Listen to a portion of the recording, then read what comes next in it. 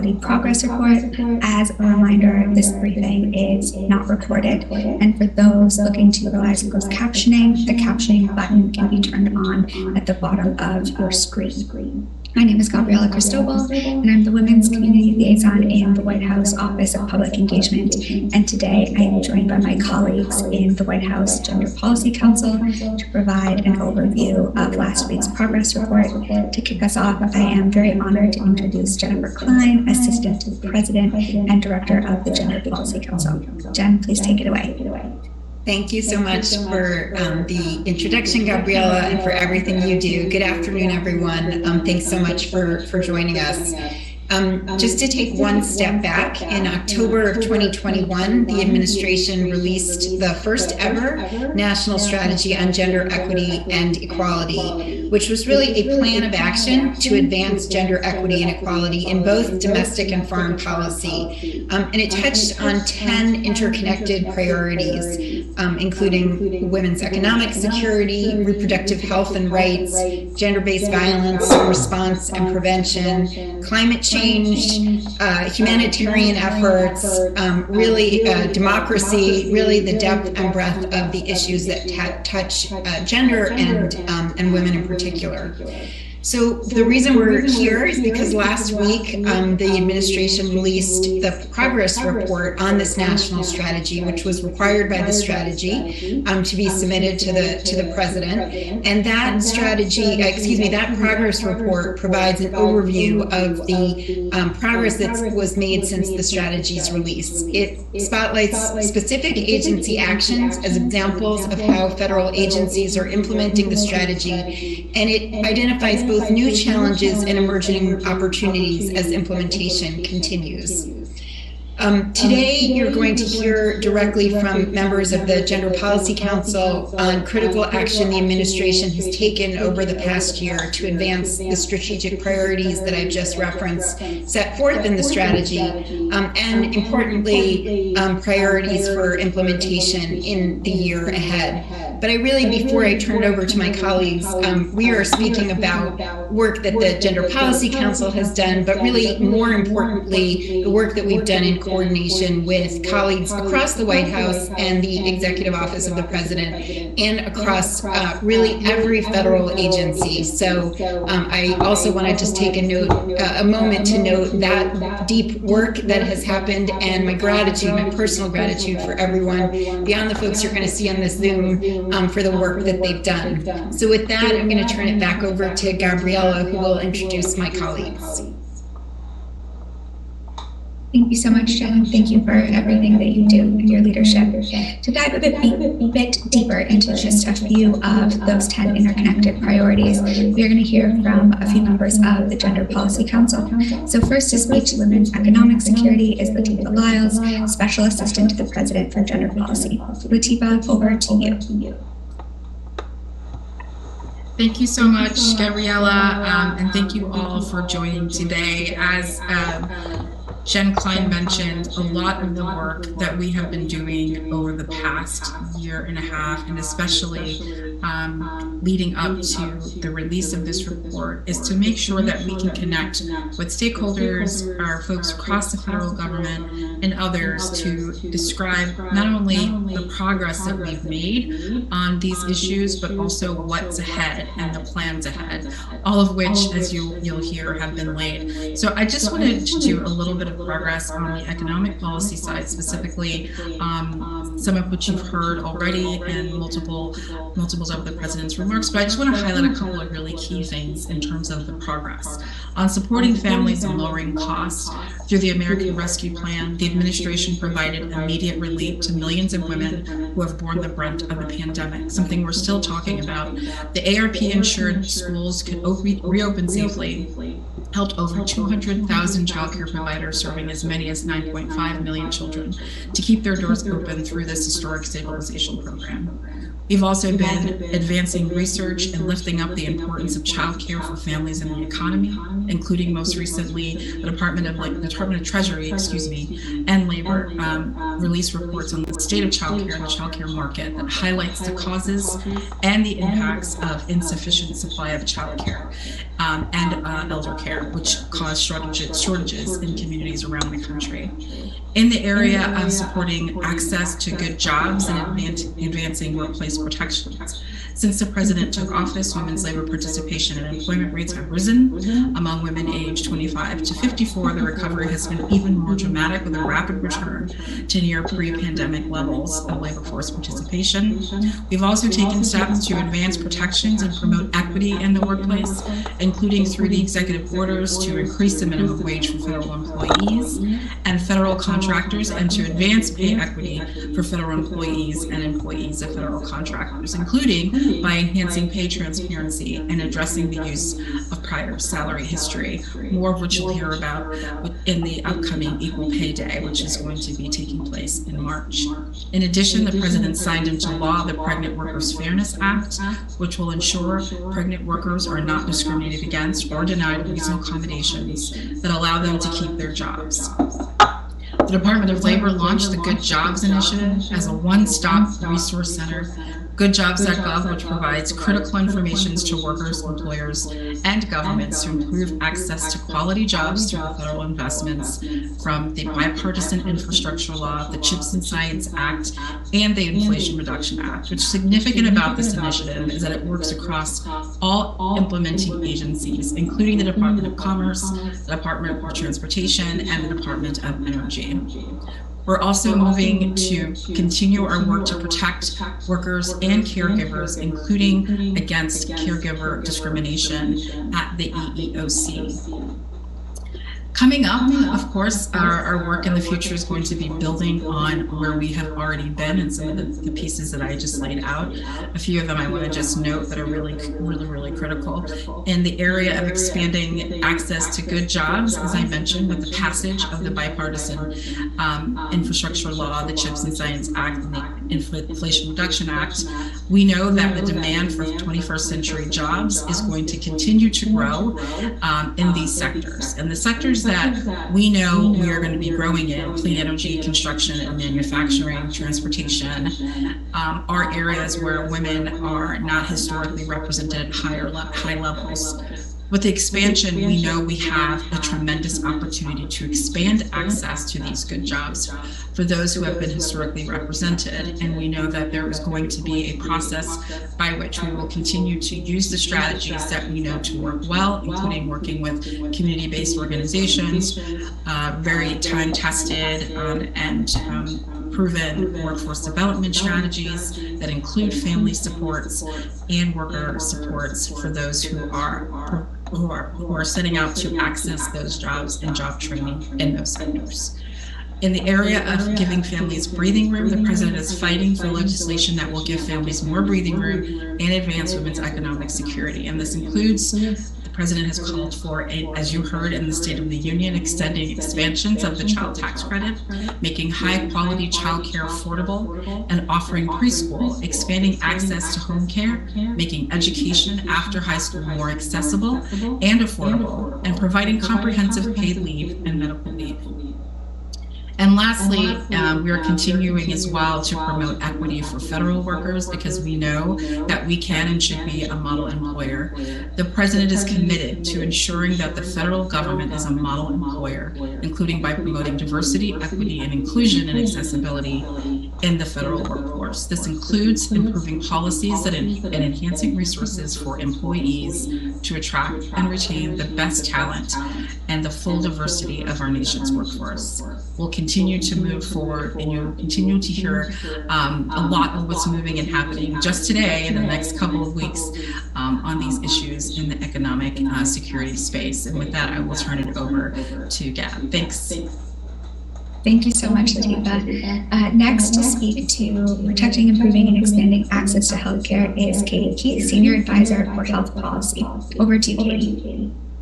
Thanks so much, Gabriella, and thank you to all of you who joined us. So I was going to touch briefly and quickly on three major priorities outlined in the progress report. The first one, first and foremost, is defending access to reproductive health care. So in the wake of the Supreme Court's devastating decision in Dobbs, President Biden issued 2 executive orders on reproductive health care access and established an interagency task force on reproductive health care access that really is responsible for coordinating the whole of government approach that we've taken to this issue.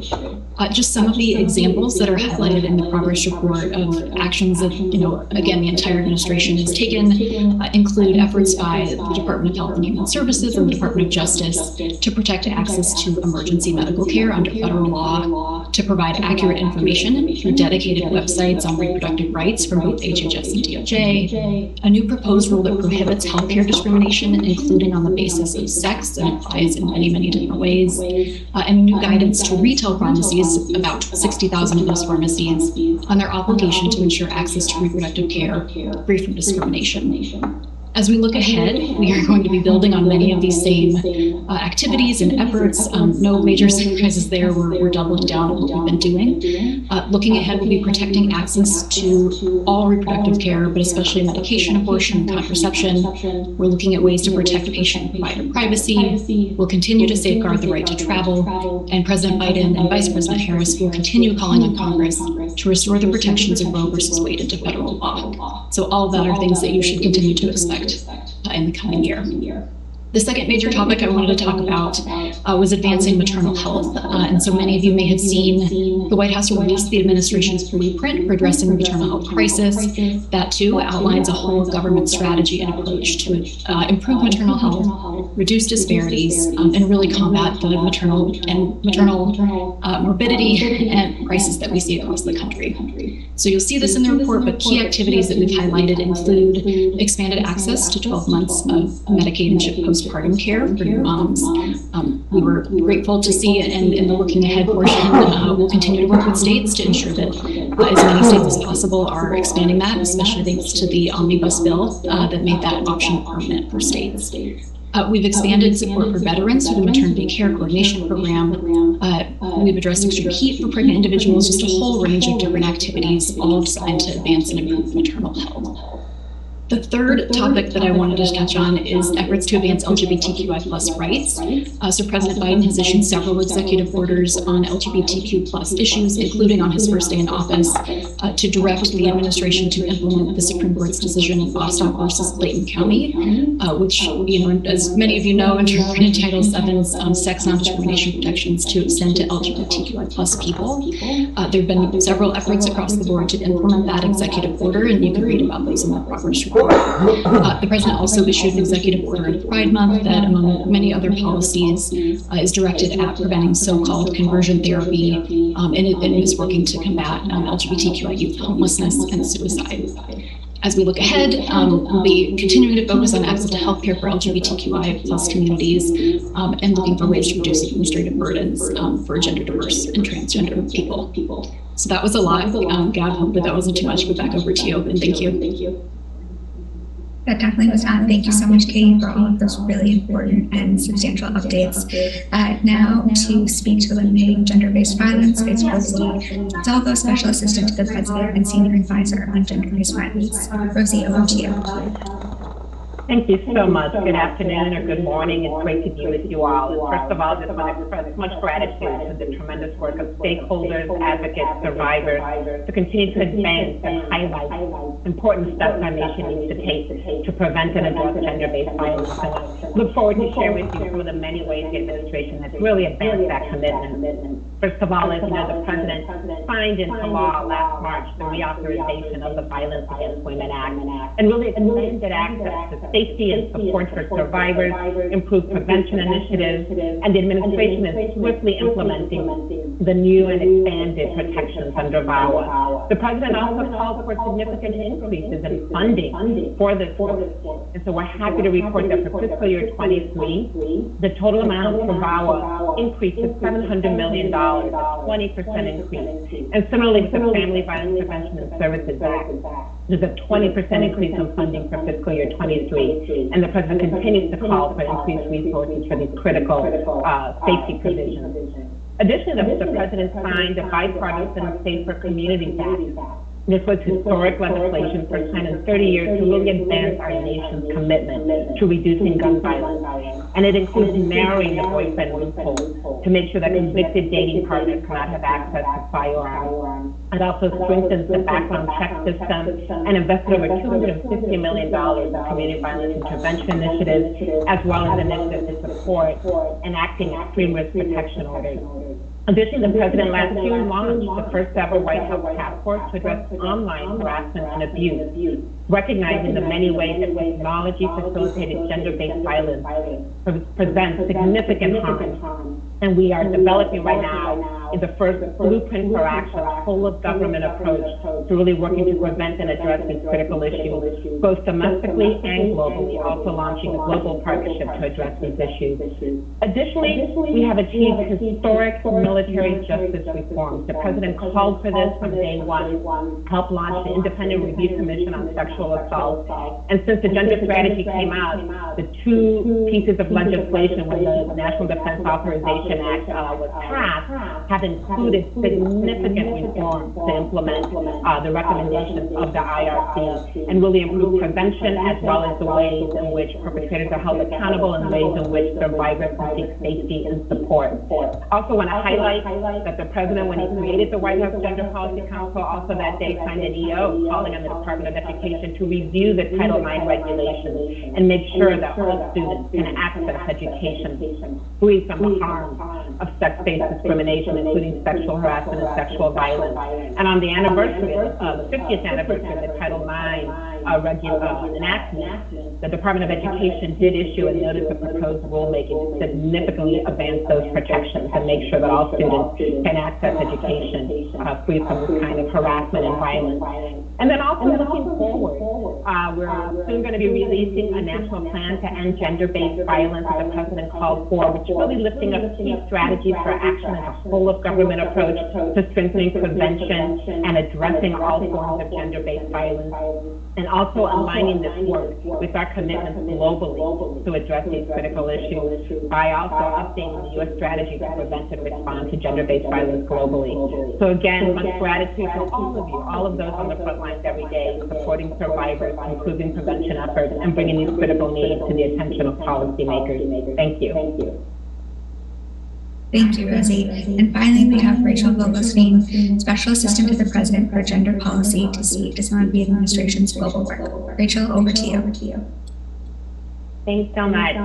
The progress report highlights our work to advance gender equity and equality globally in several areas. First, strengthening women's economic security around the world. Alongside other G7 leaders, President Biden launched the Partnership for Global Infrastructure and Investment to mobilize hundreds of billions of dollars to deliver quality, sustainable infrastructure. And one of the four central pillars of this global initiative is advancing gender equity and equality. So to that end, the United States joined with other countries and foundations to help launch the World Bank Invest in Child Care program, which invests in child care infrastructure in low and middle income countries and thereby promotes women's economic participation globally. The administration is further committed to advancing women's economic security through the release of our first ever U.S. strategy on global women's economic security, which was announced by Secretary Blinken and Administrator Howard last month. And we're also advancing women's economic participation through the Gender Equity and Equality Action Fund, which addresses a range of barriers that impede women's economic participation with a focus on the disproportionate impacts that COVID-19, climate change, conflict, and crisis have on women and girls. Second, as was mentioned, we focus on efforts to prevent and respond to gender-based violence abroad. And in addition to the updates to our U.S. strategy to prevent and respond to gender-based violence globally, last year the President also issued a presidential memorandum on promoting accountability for conflict-related sexual violence, which is aimed at leveraging sanctions authorities, assistance restrictions, and other tools to promote accountability for perpetrators of this crime, and to improve and expand protections services for women and girls in humanitarian emergencies. We also launched the Safe from the Start Revision initiative, which prioritizes gender-based violence prevention, risk mitigation, and response efforts for women and girls in crisis-affected countries. Third, we've supported women's political participation, human rights, and strong democracy. At the Summit for Democracy, we launched the Advancing Women and Girls Civic and Political Leadership Initiative, which will build a pipeline of civic-minded and politically interested women and girls while helping them exercise their rights and achieve greater representation. The President proposed a record $2.6 billion to advance gender equity and equality through our foreign assistance, which will further our work to advance gender equality and human rights worldwide. And to promote human rights, we've defended women's rights in Iran at the UN Commission on the Status of Women, working with partners in the United Nations Economic and Social Council to win support for a vote to remove Iran from the Commission on the Status of Women due to the brutal violence perpetrated against Iranian women and girls in the wake of protests following the tragic death of Mahsa Amini. And the U.S. continues to be deeply concerned about human rights situation in Afghanistan, where the Taliban's policies towards women and girls are an affront to human rights, and it continues to coordinate with the international community on unified response efforts. So in addition to highlighting our global work to implement the national strategy, the progress report also highlights our priorities for the upcoming year. First, on advancing women's economic security globally, in addition to the implementation of the U.S. strategy on global women's economic security, we'll focus on 3 areas in particular. Number 1, launching a new effort to help close the digital gender gap, which limits the full participation of women in the 21st century digital economy. And this is an issue we'll highlight more at the upcoming meeting of the UN Commission on the Status of Women. Number 2, we'll focus on promoting access to green and blue climate jobs for women, a priority we will continue to lift up as the host of the Asia-Pacific Economic Cooperation Forum this year. And number 3, we'll continue our efforts to invest in care infrastructure as we recover from the COVID-19 pandemic and rebuild women's labor force participation around the world. Second, we will prioritize our efforts to combat gender-based violence globally, implement the U.S. strategy to prevent and respond to GBV globally, and also continue our work to expand and grow the Global Partnership for Action on Gender-Based Online Harassment and Abuse, under which we'll announce deliverables at the upcoming Summit for Democracy in March in order to highlight the importance of women's political and civic participation, democracy, and combating authoritarianism. Third, we will advance gender equality in crisis and conflict settings, developing a new and strengthened strategy on women, peace, and security in 2023, a process in which we hope you will share your advice and expertise, and will continue to implement the recent presidential memorandum on promoting accountability for conflict-related sexual violence in particular contexts. And finally, we will continue our efforts to advance sexual and reproductive health and rights around the world. While the Dobbs decision does not change our policies and programs to advance sexual and reproductive health and rights overseas, the decision has had global reverberations, and in the run-up to the 30th anniversary to the International Conference on Population and Development, we will work with partners to reinforce our commitment to sexual and reproductive health and rights for all. And with that, Gab, I'll turn it back to you. Thank you so much, Rachel, and thank you to all of the members of the Gender Policy Council who joined us today and those who contributed to this incredible report. While we want to be cognizant of time, one question we received multiple times was about implementation of this work and how the content of this report is measured. And to speak to this in a bit more detail, I want to introduce Emily Coe, Director of Strategy and Implementation at the Gender Policy Council, to share more about that. Emily, over to you. Thank you so much, Gabriella. So as we implement the National Gender Strategy over the next year, we have a few key priorities. The first is that we're going to continue to work closely with our partners at each agency to advance the goals that are set forth in the strategy.